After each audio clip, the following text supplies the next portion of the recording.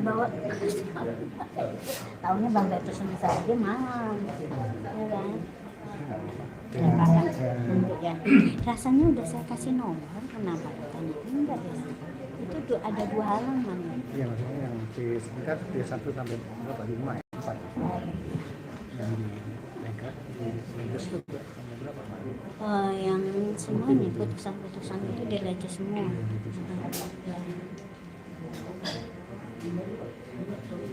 yang dia itu setuju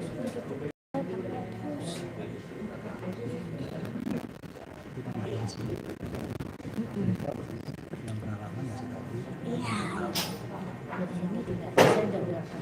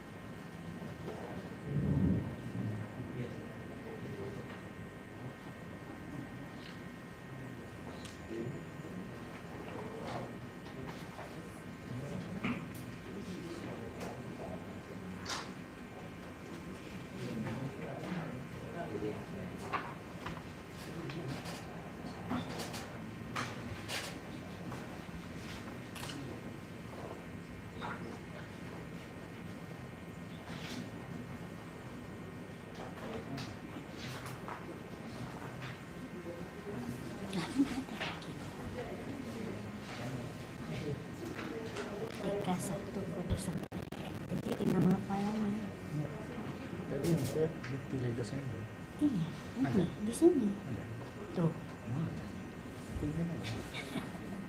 Jadi di nama filenya. Jadi mereka maunya ada di sini, bukan di nama file. Oh. Pada saya di nama file. Jadi mesti diubah. Enggak, tinggal ditulis. Nanti upload. Sampai kapan? saya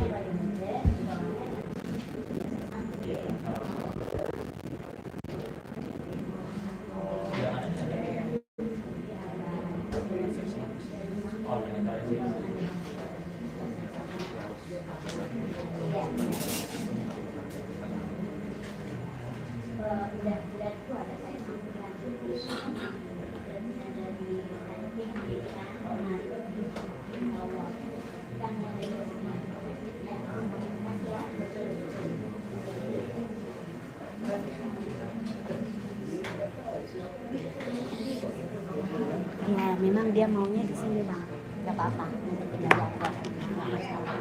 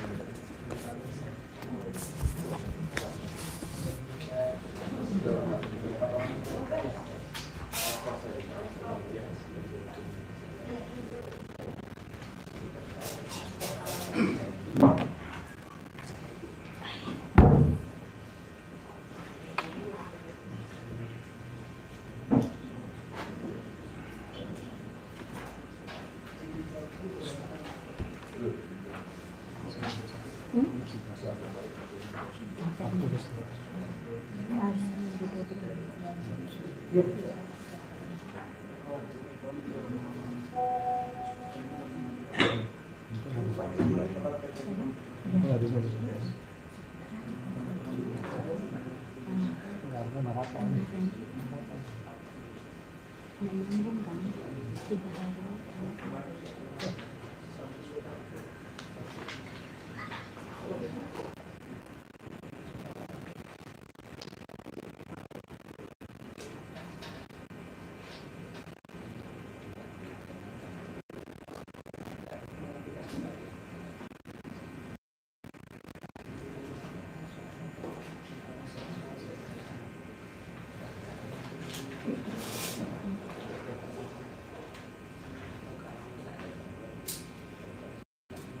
Ya teman-teman semua, ini lagi proses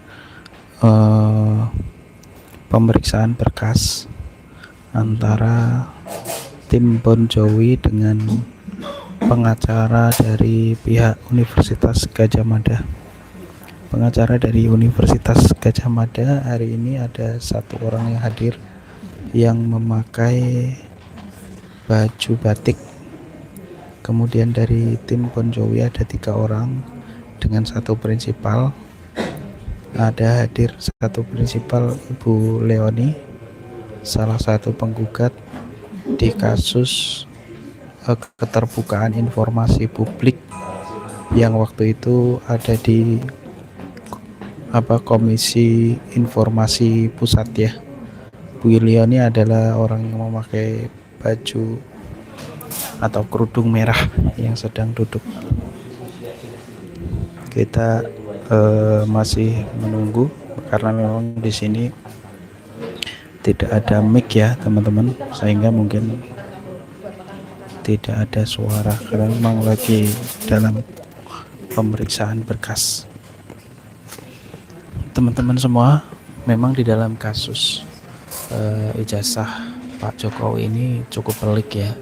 Sebelumnya di dalam gugatannya Bu Leoni dan kawan-kawan menang di KIP bahwa Universitas Gadjah Mada harus menunjukkan dokumen-dokumen yang diminta oleh Bon Jovi. Ada banyak sekali dokumen yang diminta karena itu adalah bagian dari keterbukaan informasi publik.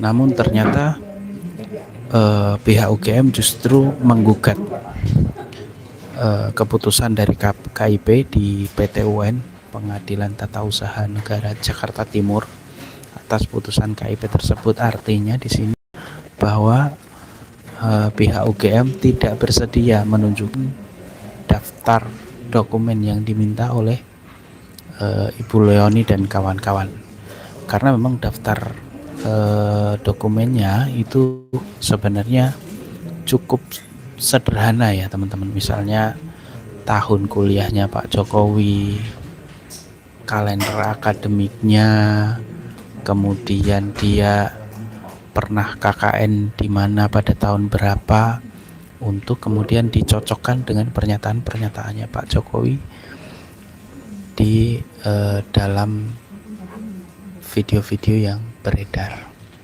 Nah, ini makin membuat masyarakat sedikit curiga ya tentang Universitas Gadjah Mada, karena seharusnya Universitas Gadjah Mada itu kan universitas negeri dan pernah menjadi kampus terbaik di Asia. Seharusnya data-data itu bisa diberikan karena Pak Jokowi adalah mantan presiden yang ketujuh. Tentu sebagai seorang presiden, informasi-informasi soal pendidikannya kita juga harus mengetahui, dan itu menjadi hak publik yang boleh diminta oleh publik gitu. Tapi hari ini semakin pelik ya dengan gugatan dari UGM ke PT UN yang tidak mau menunjukkan dokumen-dokumennya dengan ijazahnya Pak Jokowi ini.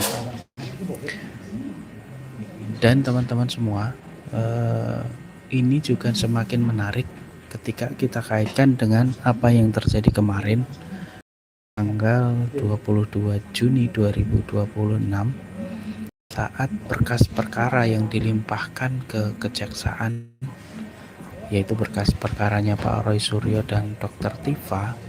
Ternyata pihak kejaksaan memeriksa dengan teliti dan tidak memenuhi unsur Bapak Roy Suryo dan Dr. Tifa untuk dilakukan penahanan. Artinya ada beberapa pasal yang itu kemudian digugurkan oleh pihak kejaksaan ya. Di antaranya pasal-pasal yang lebih dari 5 tahun. Karena meskipun di awal pasal-pasal tersebut sempat menjadi polemik ya, kasus ijazah Jokowi ini dianggap sebagai kasus selain pencemaran nama baik, kemudian undang-undang elektronik yang di dalam undang-undang tersebut kan soal merubah data dan lain sebagainya. Dengan tidak ditahannya Roy Suryo dan Dr. Tifa, ini publik semakin penasaran apakah benar bahwa Bapak Jokowi ini lulusan dari UGM Universitas Gadjah Mada atau dia sebenarnya bukan lulusan Universitas Gadjah Mada gitu. Karena kita juga sedang menunggu sidang yang akan segera dilakukan antara Jokowi beserta pengacaranya melawan timnya Pak Roy Suryo dan Dr. Tifa. Jika sidang itu dilakukan, maka tentu Pak Jokowi sebagai pihak yang melaporkan nanti wajib hadir dalam persidangan dan dia siap ditanyakan berbagai berkas dan pertanyaan yang seputar dengan ijazahnya. Maka dari itu di sini UGM sangat berperan penting terhadap persidangan nanti, karena semua dokumen ijazah yang S1 khususnya ya itu adalah UGM lah yang kemudian memilikinya ya. Maka dari itu di sini UGM sangat berperan penting. Nah, dengan UGM menggugat di PT UN dan tidak terima soal keputusan dari KIP yang harus menunjukkan dokumen-dokumen yang berkaitan dengan ijazahnya Jokowi, ini ada dua pandangan dari masyarakatnya. Apakah ini dalam rangka melindungi Bapak Joko Widodo karena sudah disampaikan oleh Rektor UGM Ibu Ova Emilia beberapa waktu yang lalu, tepatnya beberapa bulan yang lalu lah, bahwa Pak Jokowi adalah lulusan dari Universitas Gadjah Mada. Dan senada dengan itu, setelah kita cek, yang dimaksud lulusan itu bukan merupakan dia harus menempuh pendidikan sampai lulus, tapi orang yang setengah perjalanan di Universitas Gadjah Mada, menurut berita yang beredar itu juga sudah termasuk lulus. Nah, inilah polemik-polemik yang semakin membuat masyarakat bingung ya. Dengan sidang sudah berlangsung, kita dengarkan. Tambahan bukti surat P14 sampai dengan P22 ya. Sedangkan termohon sudah mengunggah buktinya, namun demikian belum diberi tanda ya, belum diberi kode. Nanti silakan kami berikan kesempatan untuk minggu depan. Silakan diupload lagi ya, namun diberikan tanda dulu P1, P2, P3 dan seterusnya. Untuk teron Kita akan mengajukan ahli sementara satu saksi saksi. juga Bapak tidak mengajukan, bertiga saja prinsipal bertiga.